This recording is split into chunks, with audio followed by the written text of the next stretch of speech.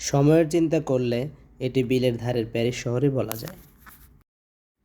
শুভ সকাল বন্ধুরা, আজ আমরা ঐতিহ্যবাহী ভাগ্যকুল জমিদার বাড়ি দেখার উদ্দেশ্যে বের হলাম। কোথায় অবস্থিত, কিভাবে আসলাম, সবই থাকছে আজকের এই আকর্ষণীয় ব্লগে। তাই ভিডিওটি না টেনে সাথেই থাকুন। ভাগ্যকুল জমিদার বাড়িতে যাওয়ার জন্য আমরা গুলিস্তান থেকে শ্রীনগর যাওয়ার বাসে উঠলাম। ঢাকা মাওয়া হাইওয়ের মনোরম প্রকৃতি দেখতে দেখতে আমরা শ্রীনগরের কাছাকাছি আসলাম।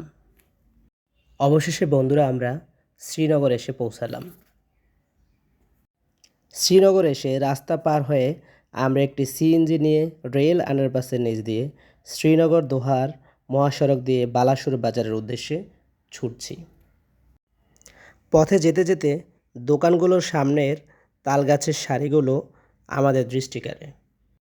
বন্ধুরা বলে রাখি, আজকের ভ্রমণে আমার ভ্রমণ সঙ্গী 3 জন: মাসুম, সাগর, জনিদা। অবশেষে বন্ধুরা আমরা বাজার, বিস্তীর্ণ মাঠ, রাস্তার দুপাশে সবুজ শ্যামল প্রকৃতি দেখতে দেখতে বালাসুর বাজারে এসে পৌঁছালাম। বালাসুর বাজারে এসে সামান্য নাস্তা করে আমরা যদুনাথ রায়ের বাড়িতে এসে পৌঁছালাম। ভাগ্যকুল জমিদার বাড়ির সামনে আসতেই একটি প্রাচীন গেট আমাদের অভিবাদন জানায়। সামনে আসতেই প্রাচীন ইউরোপিয়ানদের জন্য নির্মিত গেস্ট হাউস চোখে পড়ল, যা দেখলেই তাদের আভিজাত্য সম্পর্কে অনুমান করা যায়। বিশাল আকৃতির প্রাচীন নাট মন্দির, দুর্গা মন্দির এখনও টিকে আছে, যা তাদের আভিজাত্যেরই প্রতীক। ভাগ্যকুল জমিদার বাড়ি বাংলাদেশের মুন্সিগঞ্জ জেলার শ্রীনগর উপজেলার ভাগ্যকুল গ্রামে অবস্থিত একটি ঐতিহাসিক জমিদার বাড়ি। আনুমানিক 19 শতকের জমিদার যদুনাথ রায় এই জমিদার বাড়িটি প্রতিষ্ঠা করেন। যদুনাথ রায় ছিলেন মূলত একজন ব্যবসায়ী। তিনি বরিশাল থেকে সুপারি, লবণ ও শাড়ি আমদানি করে কলকাতার মুর্শিদাবাদে রপ্তানি করতেন।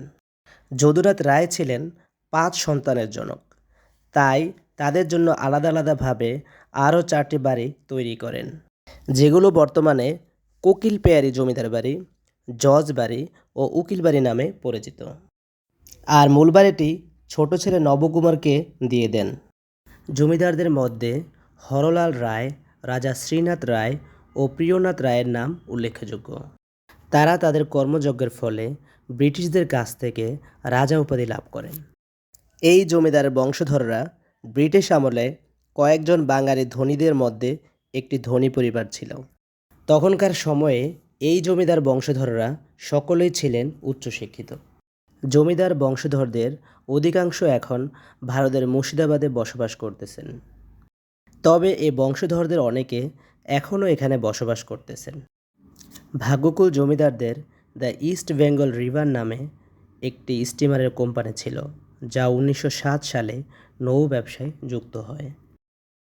যদুনাথ রায়ের বাবা সীতানাথ রায়ের মূল জমিদারি যদিও পদ্মার বুকে বিলীন হয়ে যায়, তখন পদ্মার ভাঙন থেকে রক্ষা পাওয়ার জন্য আড়িয়াল বিলের কিনারে মনোরম ডুয়েল প্রাসাদ গড়ে তুলেছিলেন।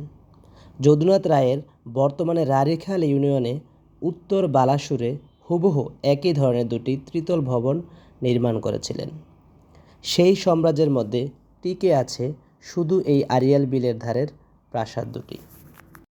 বন্ধুরা দেখুন, সুবিশাল দিঘির পাড়ে সবুজ শ্যামল গাছের সারি, যা দেখে চোখ জুড়িয়ে যায়। এরকম 2টি সুবিশাল দিঘি আছে এখানে। এই বাড়িতে তারা বিদ্যুৎ উৎপাদন করেছিলেন। ছিল সোয়ারেজ ব্যবস্থা। বিশাল আকৃতির 3টি দিঘি ছিল, যদিও বন্ধুরা আমরা 2টি বিশাল দিঘি লক্ষ্য করেছি। বাড়ি জুড়ে ছিল বাহারি রকমের ফুল ও ফলের গাছ।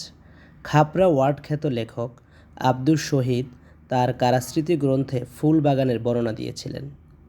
এখনও বাহারি নাগ লিঙ্গম, বিশাল আকৃতির কাঠবাদাম, বোম্বে লিচু, সুমিষ্ট আম গাছ রয়েছে। অশোক গাছটিতে এখনও ফুল ফুটলে মনে হয় ভোরের সূর্য উঁকি দেয়। পুকুরে ছিল মাছে পরিপূর্ণ, আলাদাভাবে কূপে ছিল রঙিন মাছ। ডক্টর হুমায়ুন আজাদ এই বাড়িটিকে নিয়ে তার ফুলের গন্ধে ঘুম আসে না গ্রন্থে লিখেছিলেন, বিলের ধারে প্যারিস শহর।